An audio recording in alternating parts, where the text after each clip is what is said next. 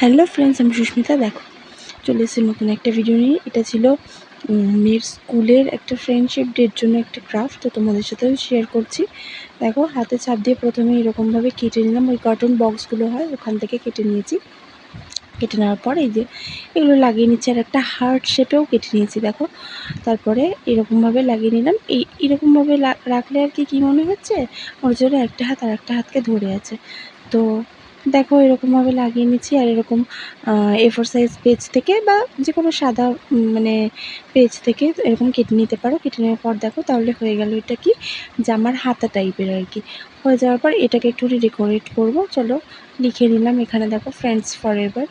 দেন এটাকে একটু ডেকোরেট করব। আর দেখো তো আমার এই ভিডিওটায় মানে কি ভুল আছে আমাকে তোমরা কমেন্টে জানিও। আর আমি তো ভুলটা অবশ্যই বলে দেবো, নিজের ভুলটা বলবো অবশ্যই, সেটা একদম শেষে। তোমরা বলো তো আমি কি ভুল করলাম এক্ষুনি জাস্ট। তো দেখো এরকম এই চাম্পসগুলো ছিল, এগুলো দিয়ে আমি সাজিয়ে নিচ্ছি। তারপরে একটা স্কেচ পেন দিয়ে একটুখানি ড্র করে নেবো যাতে আরও বেশি ভালো লাগে দেখতে আর কি।